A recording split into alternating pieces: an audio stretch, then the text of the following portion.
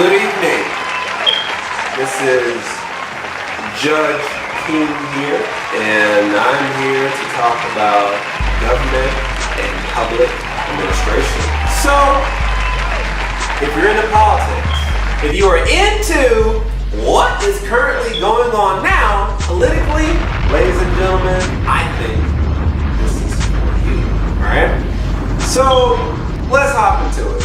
What is government? Well, this is the confines in which myself and everybody who's viewing this video and everybody who's not viewing this video all live in some type of government. Me personally, I think this is one of the best governments that's ever been concocted. Yes, we've had a lot of rough patches.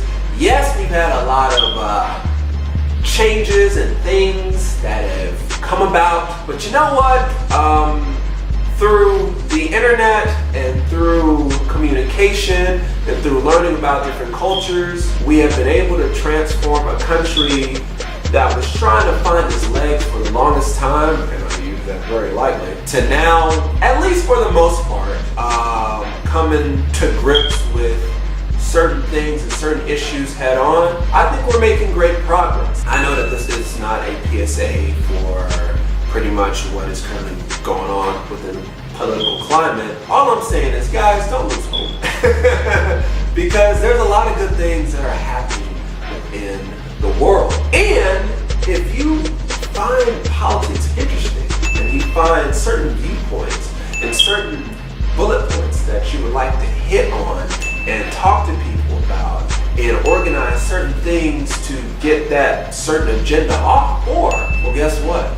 This is the best one or the best thing for you. So if you're politically charged, this is where it starts. Now, government doesn't necessarily have to deal with history. Government has to deal with policy, regulation, all right, laws, all right, things that people need in order to not just live, but get their own stuff off the ground. So, yes, I'm in judge attire, but that's not all you can do here. I mean, you can be the guy to pretty much marriage license, all right, create proposals for certain zones and things like that. Matter of fact, government coincides with another cluster we have, which is architecture and construction. Usually, the architects have to go through somebody of a political power in order to get things signed off or approved, disapproved. It all goes through moi. So this is a pretty high position, okay?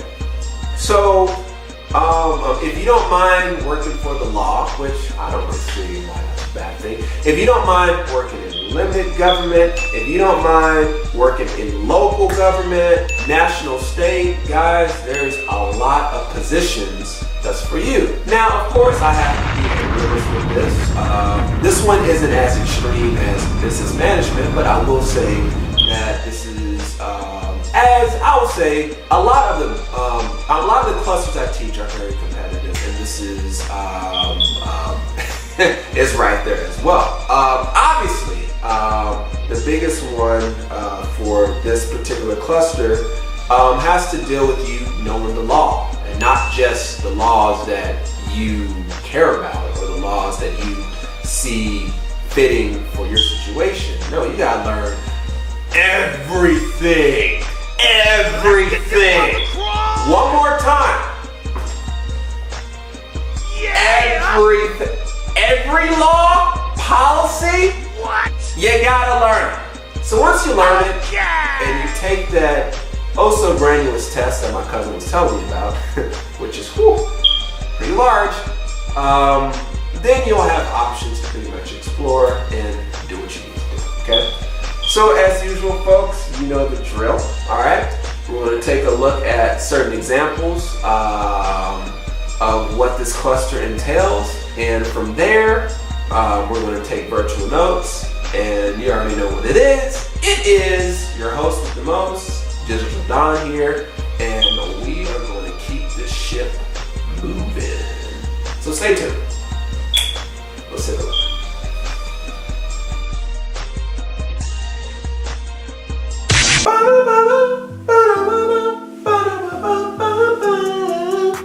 All right, folks. So basically, let's go on ahead and get into our first video. Let's get a old school point of view, which is always a great view on basically how this government works.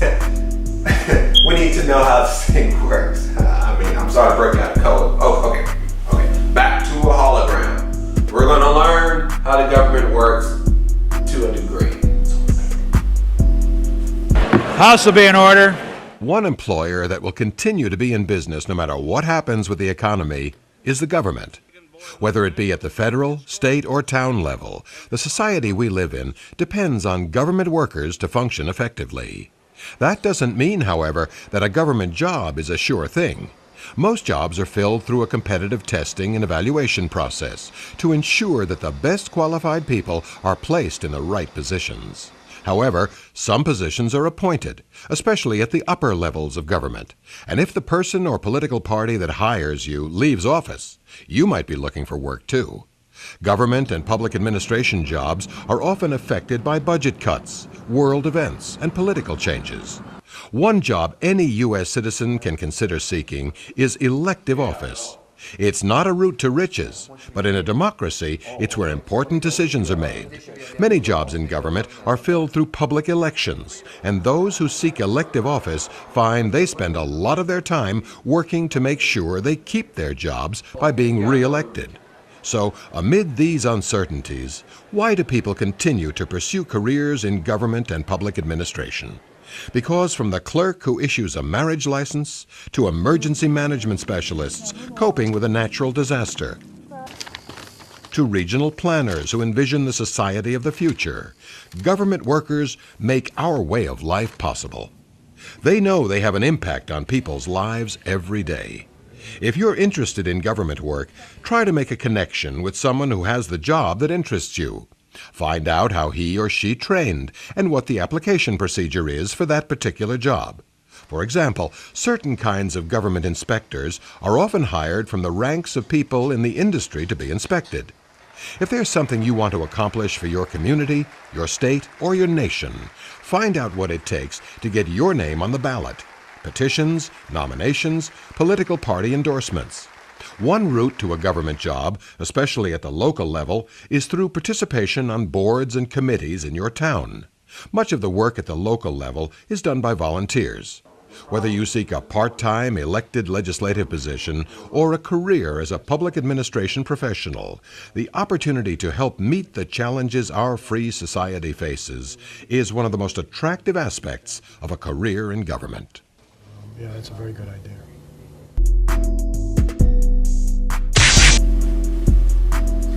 All right. In the last video will be TED Talks. TED Talks is another great YouTube channel that you guys can look and watch all of these people from other walks of journeys explain certain things, like pretty much how they got to where they are, basically their philosophies. Very meaningful talk. So TED Talks this time will be talking about basically the history on how our democracy even came together, which is also very important. We need to know how we got to this place so we can know where to basically take this thing. A brain without knowledge is a slave brain. And a slave brain is simply, you have no power if I understand how to take you out, but you don't know how to take out myself. You understand what I'm saying? Nah.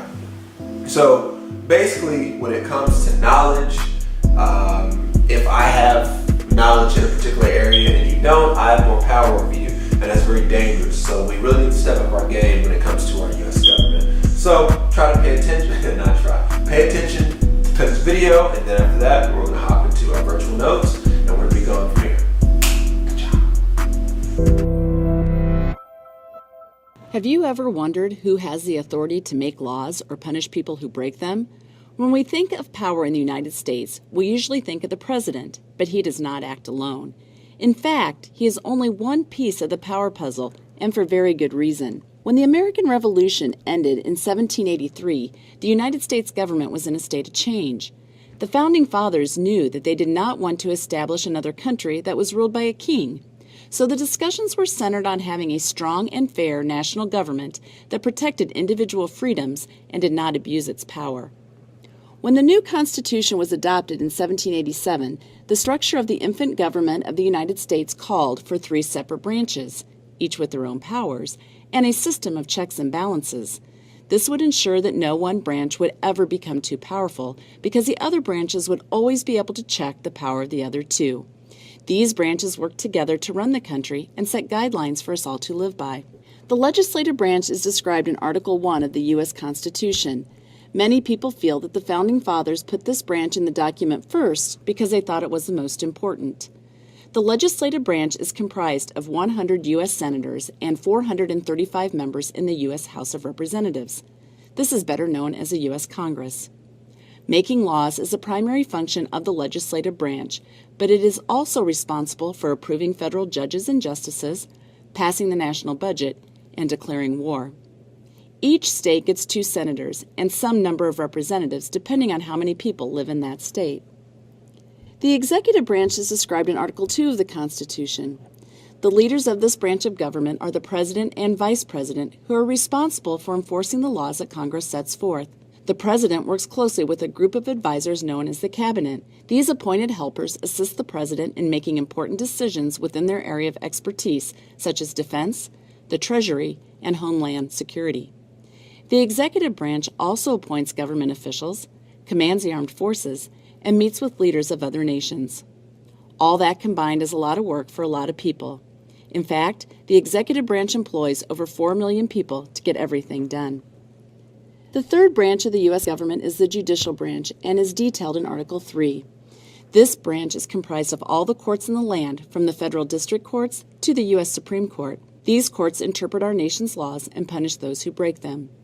The highest court, the Supreme Court, settles disputes among states, hears appeals from state and federal courts, and determines if federal laws are constitutional. There are 9 justices on the Supreme Court, and unlike any other job in our government, Supreme Court justices are appointed for life, or for as long as they want to stay. Our democracy depends on an informed citizenry, so it is our duty to know how it works and what authority each branch of government has over its citizens. Besides voting, chances are that sometime in your life you will be called upon to participate in your government, whether it is to serve on a jury, testify in court, or petition your congressperson to pass or defeat an idea for a law. By knowing the branches, who runs them, and how they work together, you can be involved, informed, and intelligent.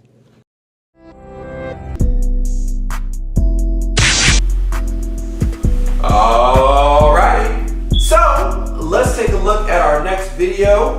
There is a really dope YouTube channel called Crash Course. And this time it's going to be pretty much talked about by a young lad named Greg. And he's going to break down, in his words, basically how the U.S. government works.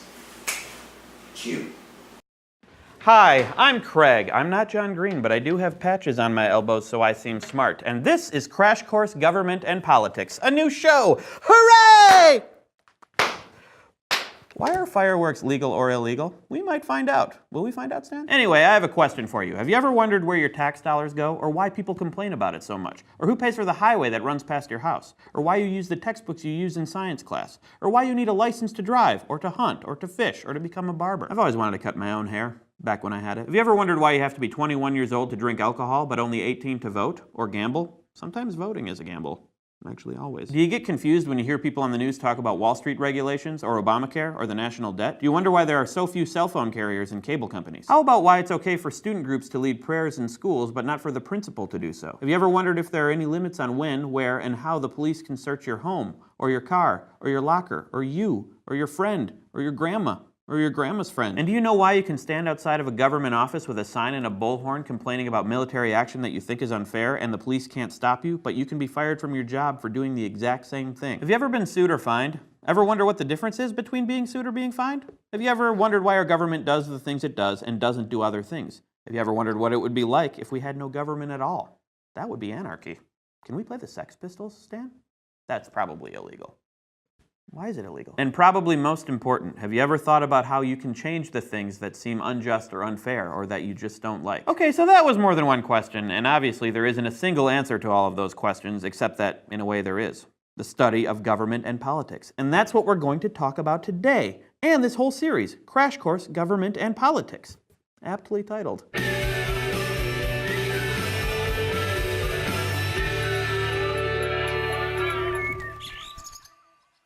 So let's start by doing what human beings do when confronted with complicated questions they can't answer. We'll answer a simpler one. In this case, what are government and politics, and why do I need to learn about them? Government is a set of rules and institutions people set up so that they can function together as a unified society. Sometimes we call this a state, or a nation, or a country, or Guam. And I'll use these terms somewhat interchangeably, except for Guam. That might be a little confusing. So, we study government in order to become better citizens. Studying government enables us to participate in an informed way. Anyone can participate, but doing so intelligently, that takes a little effort, and that's why we need to learn about how our government works. Politics is a little different. Politics is a term we use to describe how power is distributed in a government. And in the US, it basically describes the decisions about who holds office and how individuals and groups make those decisions. Following politics is a lot like following sports in that there's a winner and a loser, and people spend a lot of time predicting who will win and analyzing why the winner won and the loser lost. The outcome of an election might affect your life more than the outcome of a sports game, though, unless you're gambling, which might be illegal. Government is really important. Everyone born in America is automatically a citizen, and many people choose to become citizens every year so that they can have a say in the government. The USA is a republic, which means that we elect representatives to govern us, and a democracy, which means that citizens are allowed to participate. This ability to participate is something we take for granted, but we shouldn't. History tells us that citizen participation is the exception rather than the rule, but we're not going to look at history. Who has time? That's what history courses are for with that other guy. So one way people can participate in government is through voting, and many people will tell you that that's pretty much the only way we can participate in government or politics. But they're wrong! And I love pointing out when people are wrong. Let's go to the thought bubble. Sure, when you mark a ballot, you are participating in the political process, but there are so many other things you can do to be an active citizen. You can contact your representatives and tell them what you think about a political issue. People used to do this by writing letters or sending telegrams, but now they tend to call or send email.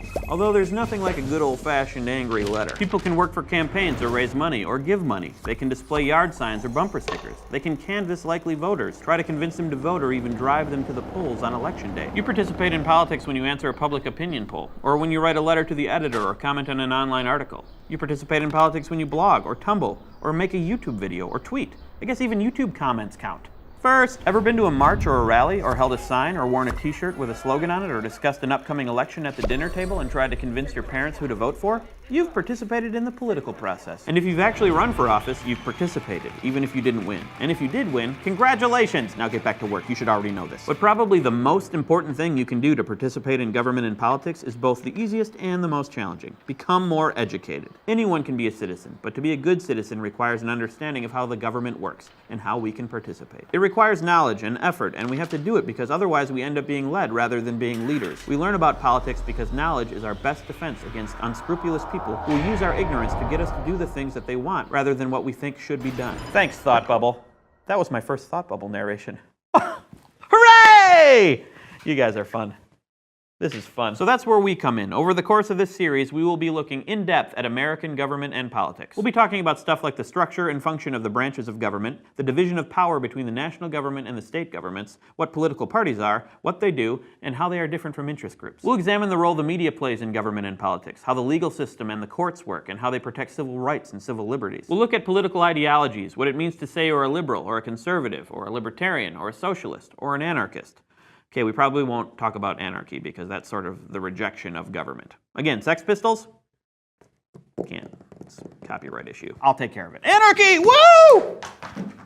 I've been known to do that from time to time. We'll try to understand the forces that are shaping American government and politics today, and we'll work towards becoming more involved and developing our knowledge so that we make our government more responsive and our politics more inclusive. By the end of the series, and actually before the end, you will understand how our government works and how you can make it work better for you and your community. Not only will you be able to answer most of the questions I started this episode with, but you will become, if you pay attention and think for yourself, a more engaged and active citizen. And you might have a beard.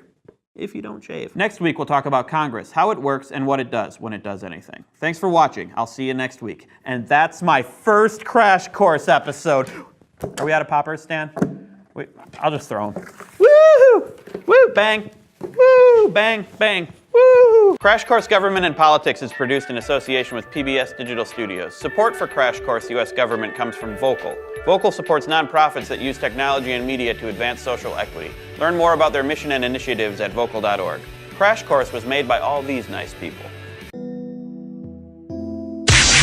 All right, order in the court. Let's get it.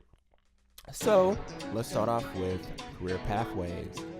Governance, national security, foreign service, planning, revenue and taxation, regulation, and public management and administration. All of these jobs are available not just within the White House, but all across the nation. Okay? What you need out of college, you need a bachelor's of public administration, about 4 to 5 years. All right? Master's in public administration, 3 to 4, sometimes 1, depending on what position you're going for. A doctorate in public health, if you're trying to reach the highest order within the House, good luck, you'll need that. Accredited schools, let's get it. Syracuse University, University of Georgia, Indiana University, University of Southern California, American University, University of Kansas, Harvard University, University of Wisconsin, New York University, and University of Washington. Job markets, all right? You have 36 careers, you have 62 majors, all right? And you have 10 main industries, okay? Within this, we're just gonna put it like this. This is, I would say, the hardest to get into if we're talking about higher level positions. But once you're in that position, as long as you get voted in, you'll be there for a very, very, very long time. So yeah, not a lot of careers, but the careers are pretty consistent. The general salary from across the board within those 36 careers are around $62,000, which is a pretty good life.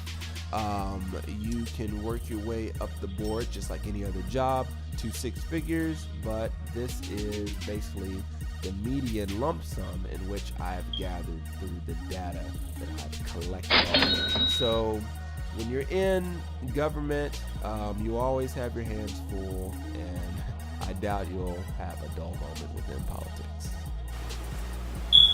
Oh, we have reached the end of our video, you guys. It's been a journey. So go ahead and hit that subscribe button if you guys like what you have seen, or just drop a like to show some love, okay? There are 10 other clusters that you guys can choose from, so pick another one, man. Learn something else. And if you like what you have seen here, there will be a playlist of careers that you can choose from, and basically look through all of those. When you find one and gather the stats, get the applying. So yeah, man, I'm here for you. This is Digital Don here. You can always reach me on my social medias, which is DigitalDon_CTE. I will be there to answer your questions if you have any. And we're going to sign off from there. Thank you guys for viewing, and see you later.